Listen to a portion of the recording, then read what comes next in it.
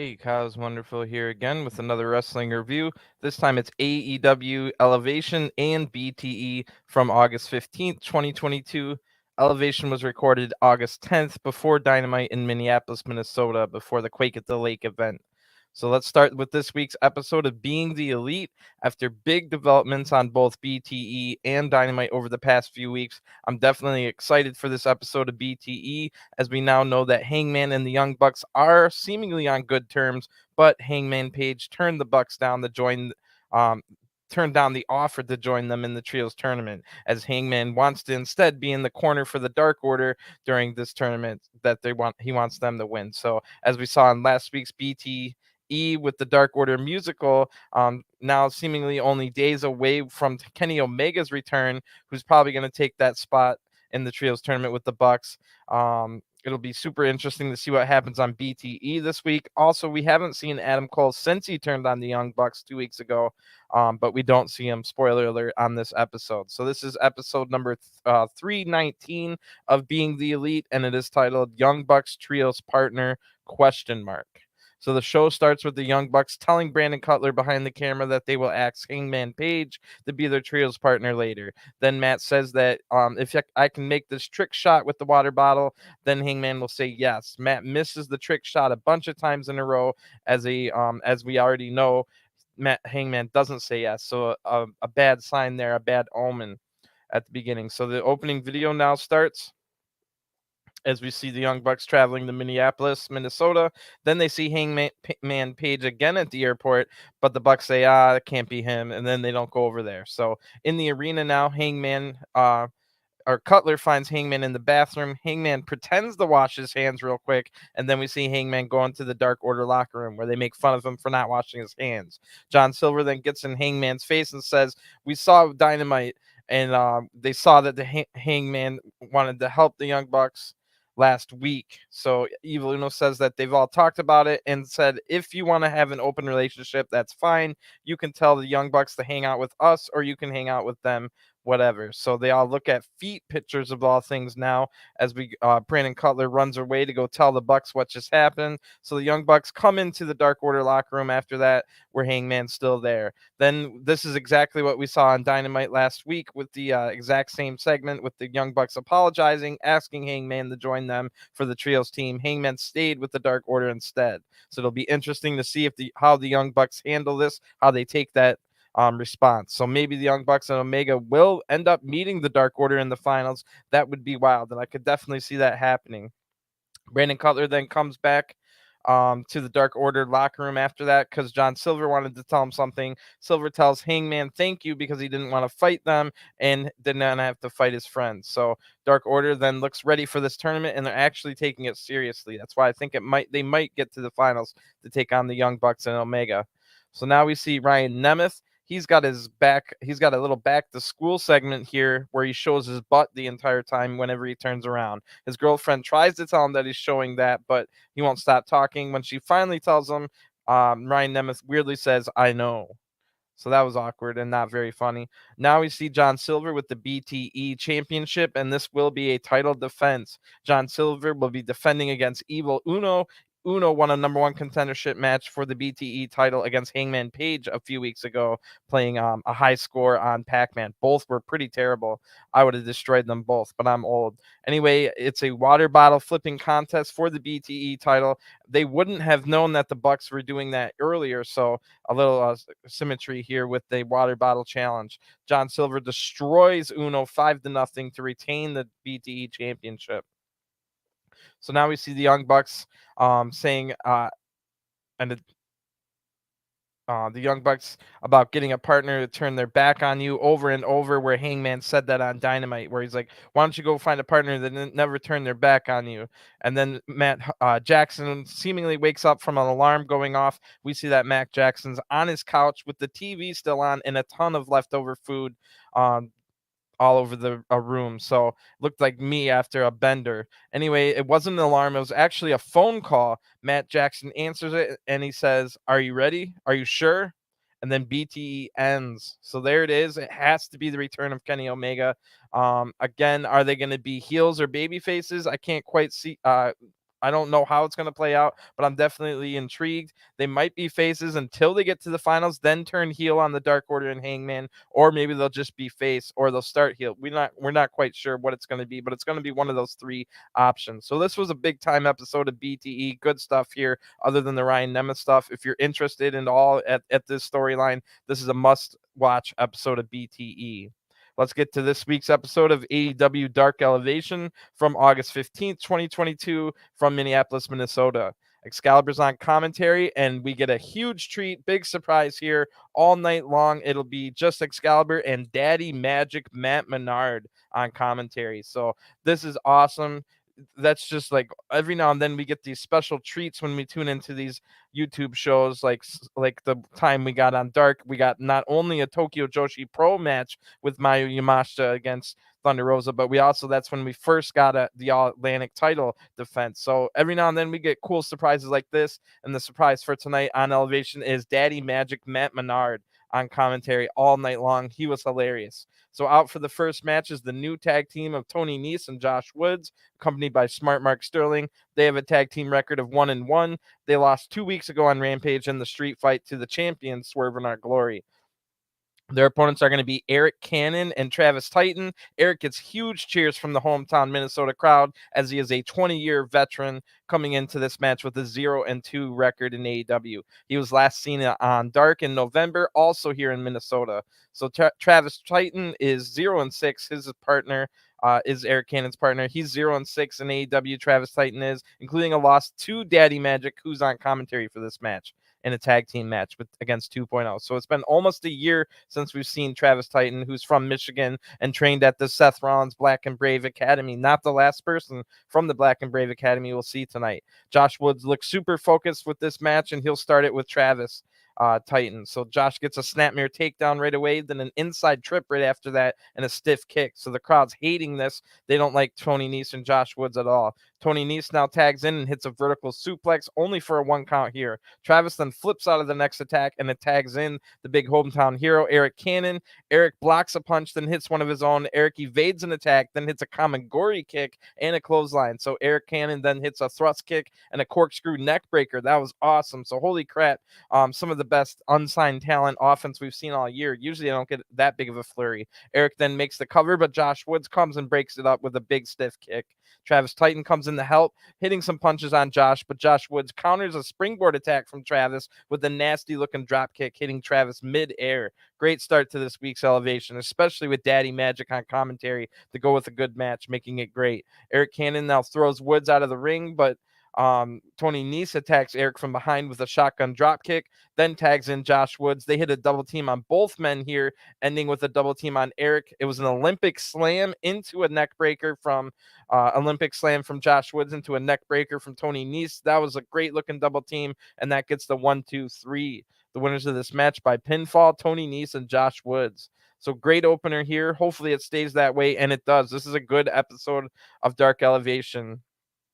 And we do get Daddy Magic Matt Menard for the entire episode. I was wondering if he was going to leave after this one match, but nope, he's here for the duration. Just the two of them, him and Excalibur. Great decision. It was awesome, really funny to go along. It made a really good episode. Great. This ends up being a great episode because of that. So up next, we've got Dark Order in an 8-man tag match. So it'll be a good warm up for the big trios tournament, where they are one of the favorites to win. You got to imagine at this point, all 4 Dark Order members will enter the tournament kind of under the Freebird rules, where they could change up the lineup depending on what the matchup is. So all 4 are going to be in this match. Like I said, an 8-man tag.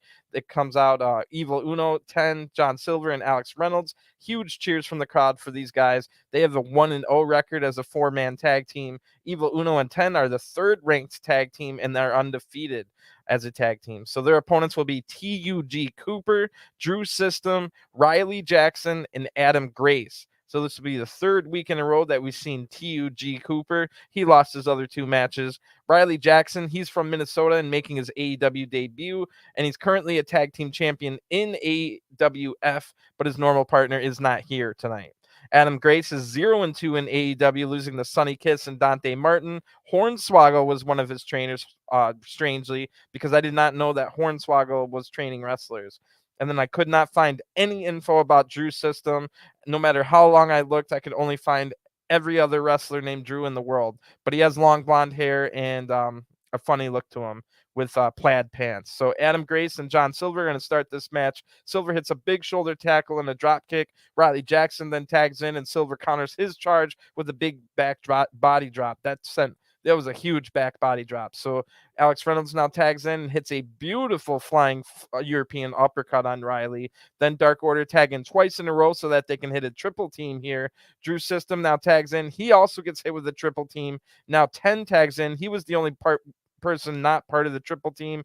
TUG Cooper runs in, and 10 hits a shoulder tackle on him, knocking him down. 10 then hits a big spine buster on Drew's System. 10 then hits a discus lariat on TUG Cooper, and then Dark Order hit a triple team pendulum slam for the 1-2-3.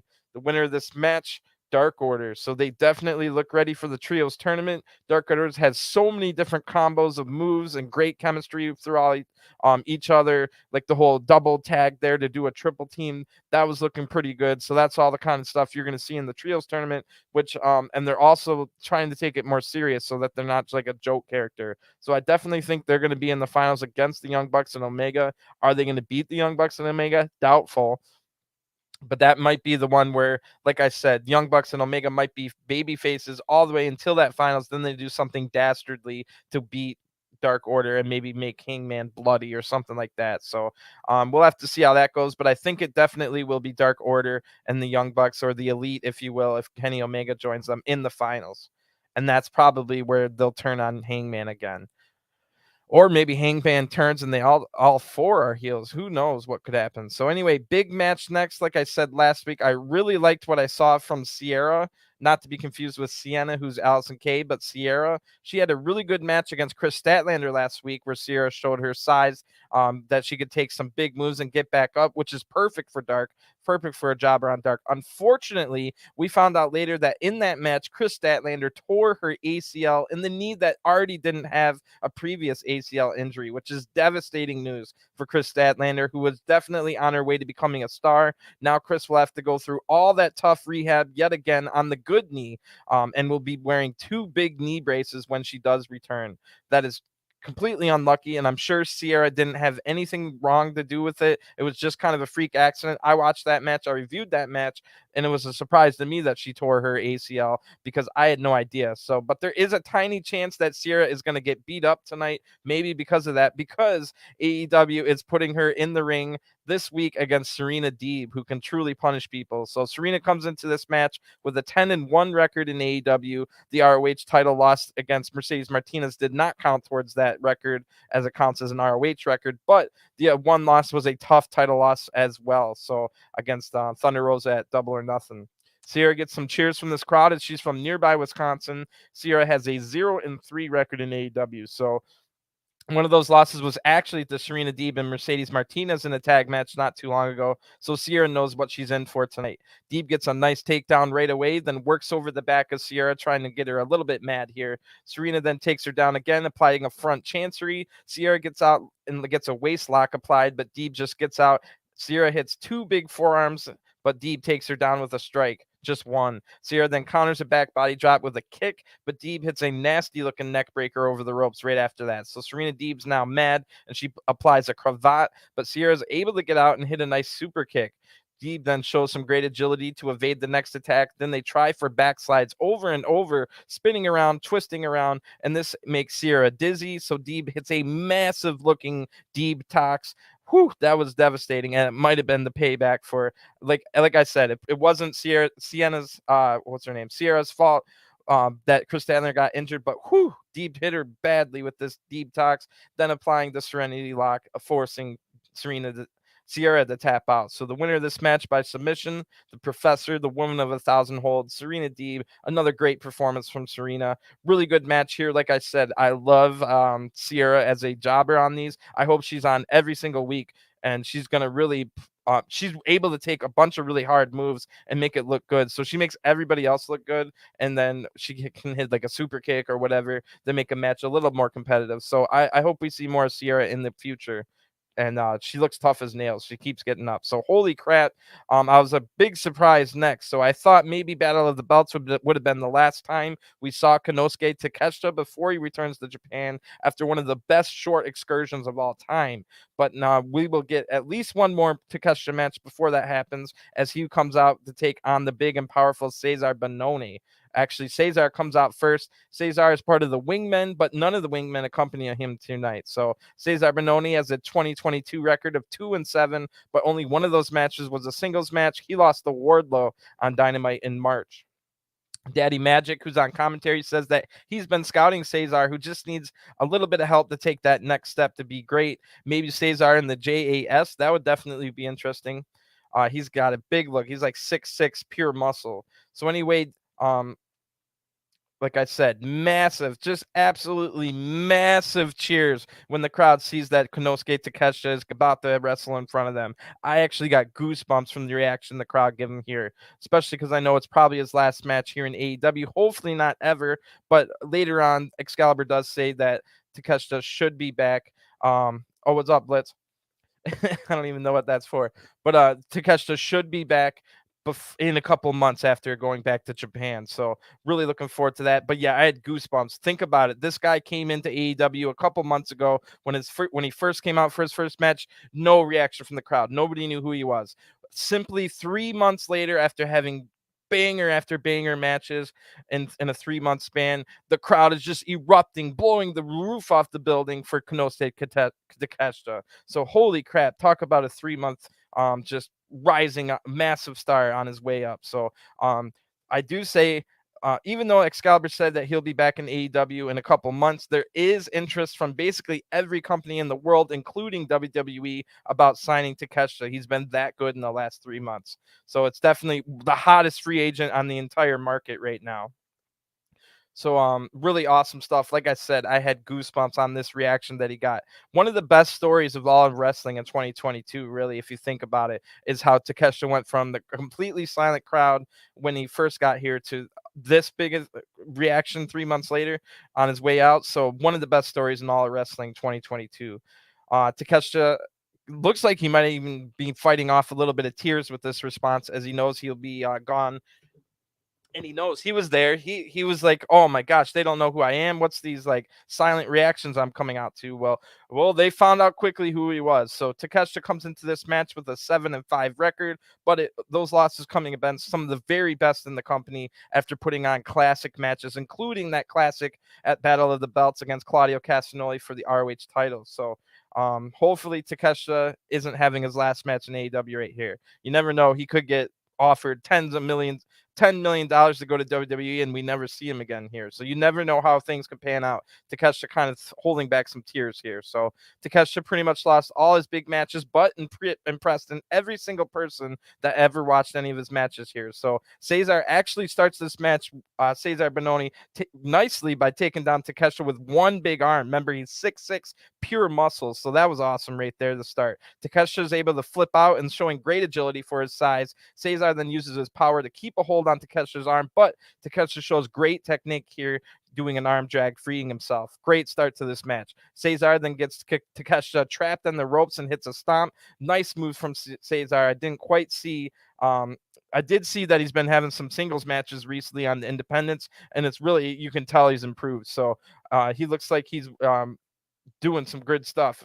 Anyway, Takeshita overpowers the big man here with a vertical suplex after blocking one, and then Takeshita has some elbow strikes, picks up the pace here, eventually hitting a massive Takeshita line, that floating lariat that The Undertaker used to do, but way, way better. Cezar then blocks the next move and hits a back elbow. Cezar again counters the move and hits a big backbreaker, and then a tiger driver of all things. So this is already Cezar Bononi's best match of his AEW career. Takeshita then kicks out at 2 and counters the next attack, hitting a big jumping knee strike off the middle rope. That was nasty enough, but then Takeshita follows that with the V-trigger knee strike. Whew, that looked nasty for the 1-2-3. The winner of this match by pinfall, Konosuke Takeshita. So Takeshita That was awesome, and Takeshita has to leave right when his friend Kenny Omega was about to return. So hopefully, like I said, Excalibur then tells us Takeshita will be back in the fall after a couple months back in the DDT promotion, which was his home promotion where he came from. So can't wait to see him again. I'm not a big fan of the DDT promotion, but I might have to check in on some of Takeshita's matches when I can. This match right here is awesome, by the way. So make sure you watch this Takeshita Cezar Bononi match.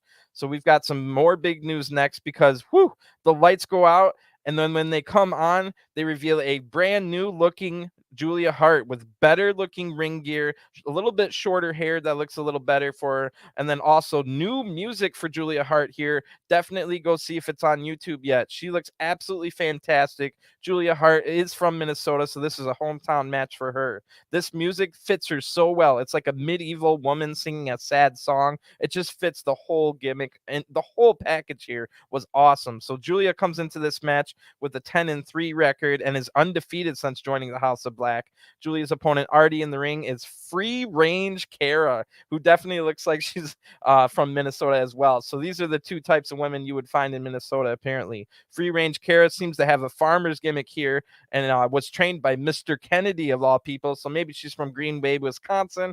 But when I looked it up, she's from Brock Lesnar country, North Dakota, which is also nearby. All three of those states are together. So this is Free Range Kara's AEW debut, and she normally wrestles here in Minnesota. So Julia looks absolutely stunning in her new gear and mumbles something to Kara here. So Julia then smiles and slowly walks forward before hitting a massive mafia kick. So that smile was different. Usually everything seems to be tweaked a little bit here, and I'm loving all the tweaks they did to Julia Hart's character. So, like I said, Julia mumbles something, gives a smile, slowly walks forward, and hits a massive mafia kick where Free Range Kara wasn't quite expecting it. Free Range Kara gets right back up, but Julia hits another mafia kick, knocking Kara out of the ring. Julia was not smiling at all before tonight, so they definitely did a great job of tweaking Julia's character here. Outside the ring now, Julia hits a huge lariat on the outside, and this match is definitely different than all those other boring ones that Julia was having before this. Julia then hits some strikes in the corner back in the ring, but Free Range Kara counters, hits some strikes of her own, but Julia takes Kara down with a throat hold here.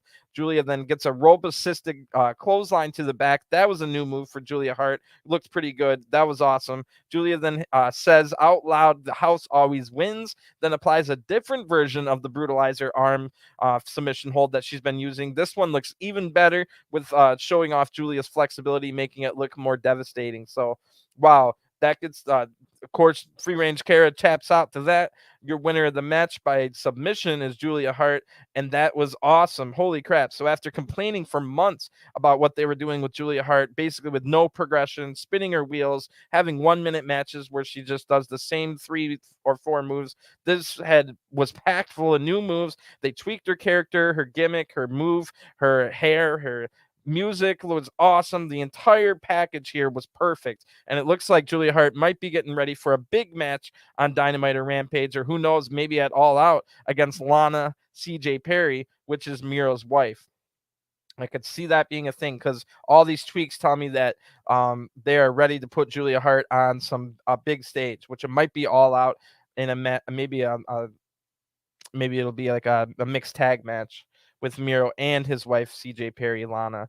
So out next is Private Party. Daddy Magic absolutely marks out for their entrance here. So Private Party have a tag team record of 30-21, and finally have gotten some character progression last week, as it was shown that Rush and Andrade don't quite get along with Private Party, confirming what I already thought, which was that Private Party are baby faces but trapped inside the AFO, the Andrade family office, just like how babyface Wardlow was trapped under MJF's wing. So the opponents already in the ring are JDX and Jah-C.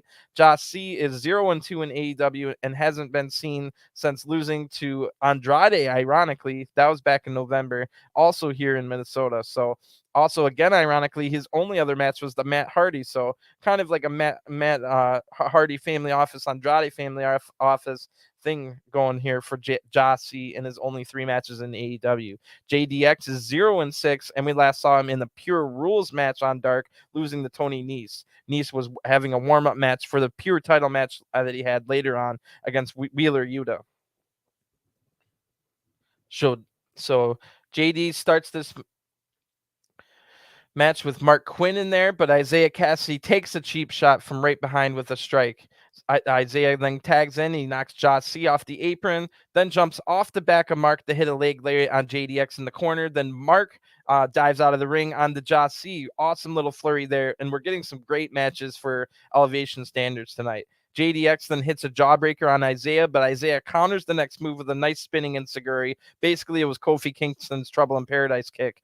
Isiah then tags in Marq, and who hits Isiah hits a backstabber now, so Marq can jump off the ropes for a 450 splash onto the knees and onto JDX, who then tags in. He's able to tag out here to Jah-C. Marq then hits an enziguri, and they hit a nasty double team gin and juice on Jah-C. It's a top rope Hurricane Rana into a cutter, and of course this gets the 1-2-3 because JDX was already destroyed from the other double team. So the winners of this match by pinfall, Private Party. So bro, everyone's definitely stepping up their game tonight, looking to impress and be the next breakout stars, or maybe even impress people at WWE now, because that seems like a fine place to work as well now that Vince McMahon's gone. So we might be heading into another wrestling golden age, especially when you think about all the young prospects that are already in their early 20s with like 8 years of experience under their belt. So in the next 10 years, there really might be a new wrestling boom where multiple companies have millions of people watching them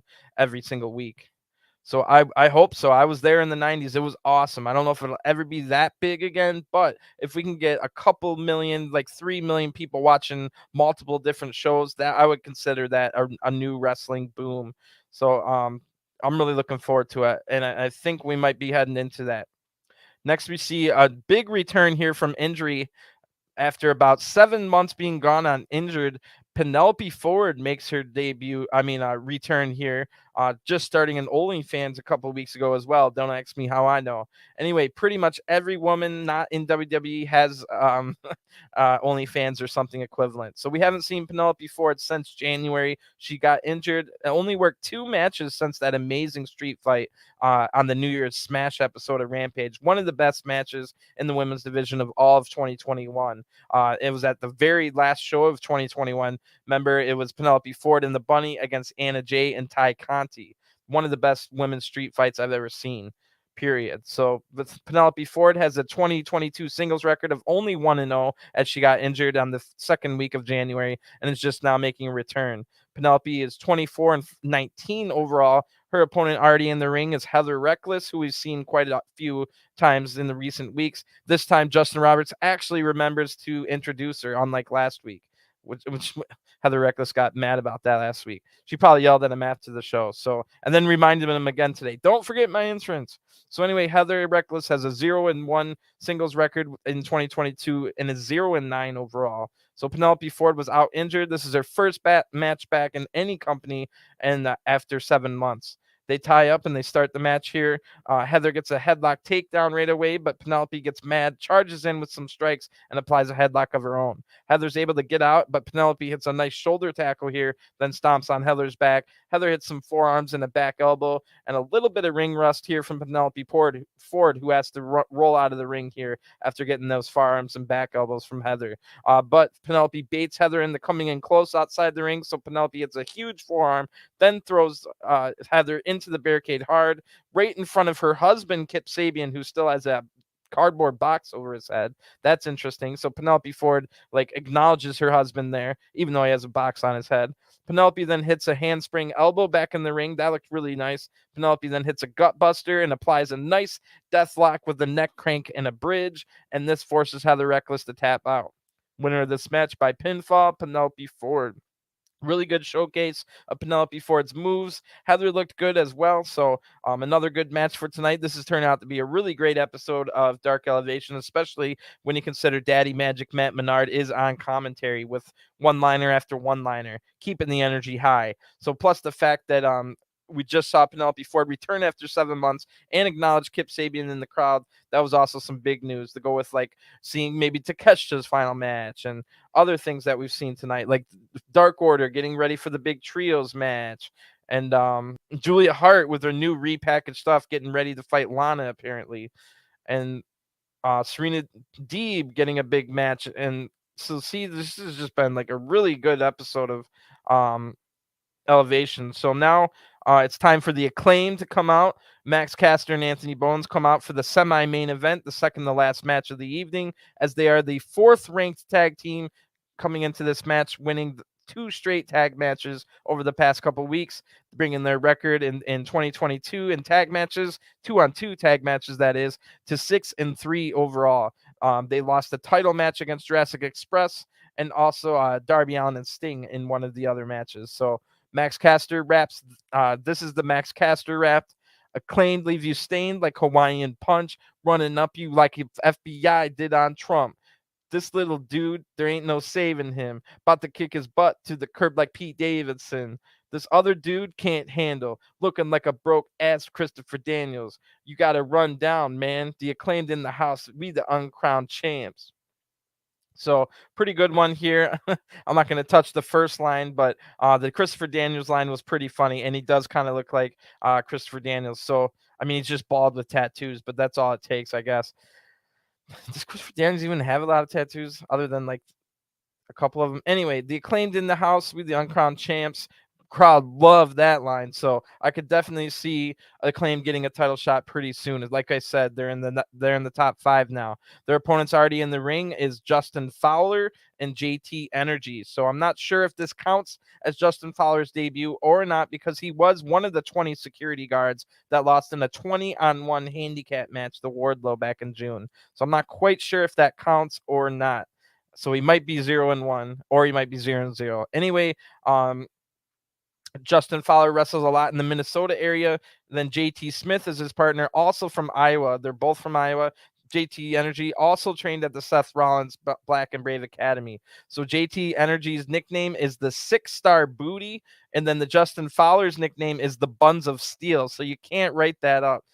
That's hilarious, especially because the Acclaimed were just feuding with the Butt Boys. So that's funny that they're fighting a team with 2 butt nicknames. Anyway, these two have actually teamed once before, but they're not an established team.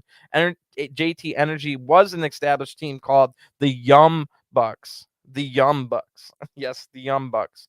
So just so many little stats about those 2 guys. That was hilarious. So Max Caster and Justin Fowler are going to start this match. Max takes control and tags in Anthony Bowens right away. Anthony Bowens hits a bunch of clubbing blows here, then a hard chop, but Fowler's able to counter and hit the rear view butt attack. They don't call him the Buns of Steel for nothing, people. And then he tags in the 6-Star Booty JT Energy, who immediately gets double teamed because he's booty, I guess. Finishes with a big power slam from Max Caster. Fowler runs in but gets taken out right away. Bowens hits a spinning side slam while Max Caster comes off the rope with the mic drop, and it's 1, 2, 3. Thanks for coming, Buns of Steel and the 6-Star Booty.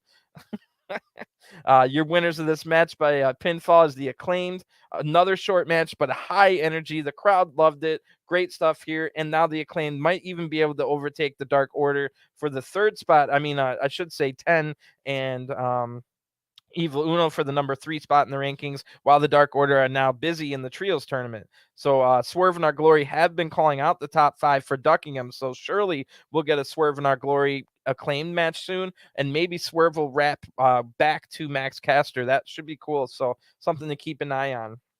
But it is time for the main event, and it looks like a good one here, as we've got another big trios match in the women's division, picking up 2 rivalries at the same time here. First, the long rivalry between Hikaru Shida and her teacher, Emi Sakura, who this has picked up a lot more in the last 3 weeks here. Alongside that is the Thunderstorm rivalry with Nyla Rose and Marina Shafir, picking back up here, as Shida and Thunderstorm Shida and Thunderstorm have been winning these rivalries lately, but the trios team of Emi Sakura, Nyla Rose, and Marina Shafir has been a trios team before, and Emi used to team with Nyla Rose a lot, so they might have the chemistry advantage, although Toni Storm and Hikaru Shida have known each other, at least in passing, for almost a decade. I don't know if they were talkative or whatever, but they've at least been around each other since like 2013. I saw them being a match together against each other in Japan, not New Japan, but just regular Japan, somewhere in there.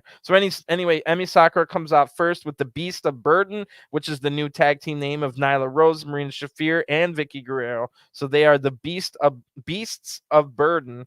And then they come out with Emi Sakura, who also has one of her students from the Choka Pro promotion. So Emmy has her hair styled a little bit different, having it up in like a half ponytail or something here.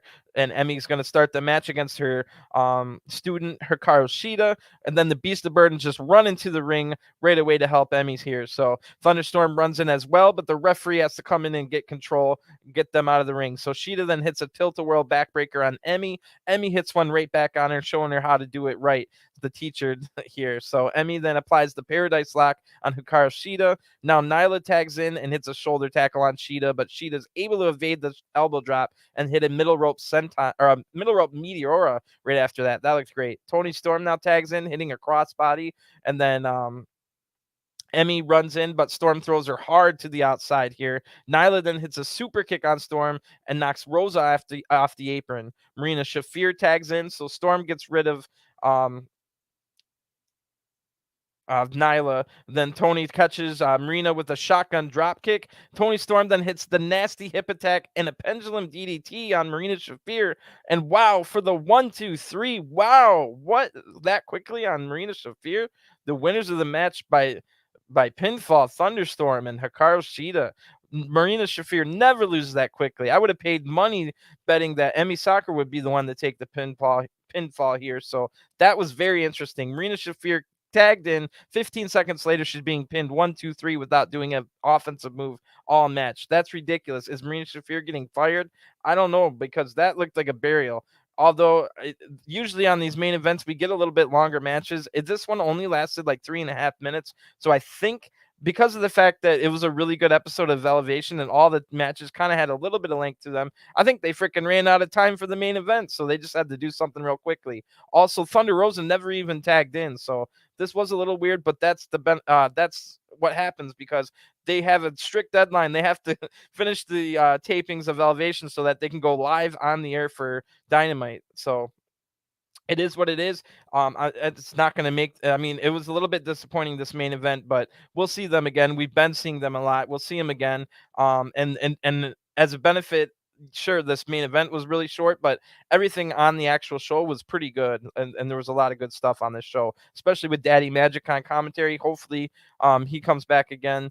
And like I said, this was a little interesting in this match. So, but a really great episode of Elevation.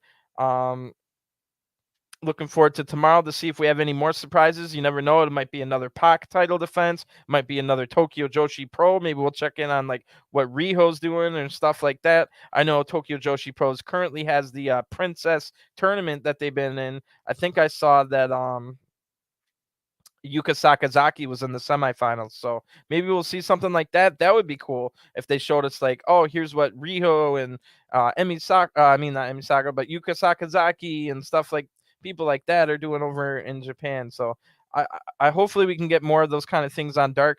And I don't know what kind of surprise we'll get tomorrow, but I'm sure it'll be great. But if you're interested in New Japan, I'm just only about 4 hours away. I'll be going live with the review of the final block night. The final league matches are about to happen in 15 minutes. So in about 3.5, 4 hours, I will be back on the channel. You can check it out. I've got every single G1 show up reviewed, and I'll be here in about 4 hours with a live review. So check that out if you're interested in New Japan. I'll be here in about 4 hours for the G1 review live after the final night of league matches end. So thanks for tuning in. I'm going to go get ready to cover that show, and I'll be back in 4 hours with the New Japan G1 final league day. Whew, it's going to be great. Thanks for tuning in. Peace.